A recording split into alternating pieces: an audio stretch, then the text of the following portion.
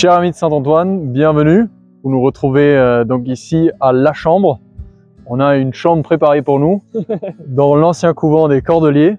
C'est un des couvents qui existait donc déjà du XIIIe siècle, donc probablement peu après le passage de Saint-Antoine, qui servait comme nous, on l'est pour le chemin pour aller à Rome, donc pour faire la traversée du Mont Cenis, et les gens faisaient un relais pour aller vers Rome d'ici. Donc on a eu la grâce de faire une journée, de rester à la Chambre.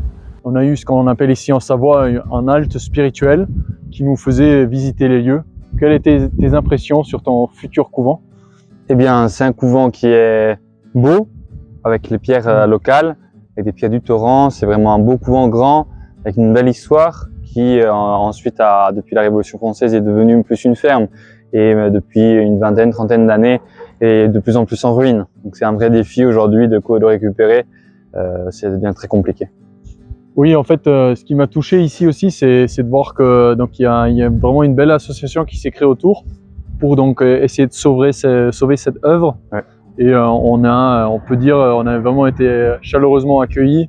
Il y a un archéologue qui nous a fait un discours sur la réalité archéologique ici. L'association nous a parlé du couvent, nous a présenté le cloître qui est ici derrière. Nous là, en fait, on est dans le réfectoire qui a été rasé parce qu'il risquait de tomber. Et donc maintenant, il y a cette œuvre pour essayer de récupérer ce couvent. Ils aimeraient vraiment le restructurer de manière à ce qu'il puisse être visité, de manière à ce qu'il puisse aussi être utilisé et pas seulement vu de l'extérieur. Et frère Charles, le frère capucin que vous avez rencontré peut-être déjà à Chambéry, nous a dit si vous trouvez les frères, si vous trouvez l'argent, moi je trouve les frères.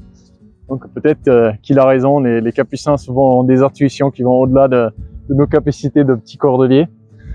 En plus, on a eu la grâce de faire une rencontre où j'ai eu la grâce de parler en fait de l'itinérance franciscaine. C'est la même conférence qu'on a donnée à Chambéry, avec un peu plus de questions à la fin. C'était beau de voir l'intérêt que les gens avaient sur le thème. Et on a pu donc partager un peu la démarche que nous on fait et la démarche que faisaient déjà nos ancêtres, j'aimerais dire nos frères avant nous dans le passé. Et vraiment c'est abondant et c'était beau cette introduction par Marco, un de nos pèlerins qui partageait en fait ce qu'il avait vécu. C'est l'émotion de l'abandon, c'est l'émotion de la pauvreté, c'est l'émotion de l'humilité, de tout laisser, de prendre juste le nécessaire parce que c'est un petit sac et il y a un autre sac dans la voiture. L'humilité d'avancer et on doit tous les jours se remettre en marche.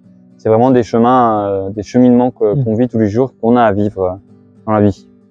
Et puis on a eu un beau repas, donc on a eu 2 beaux repas avec les gens d'ici, vraiment un accueil chaleureux.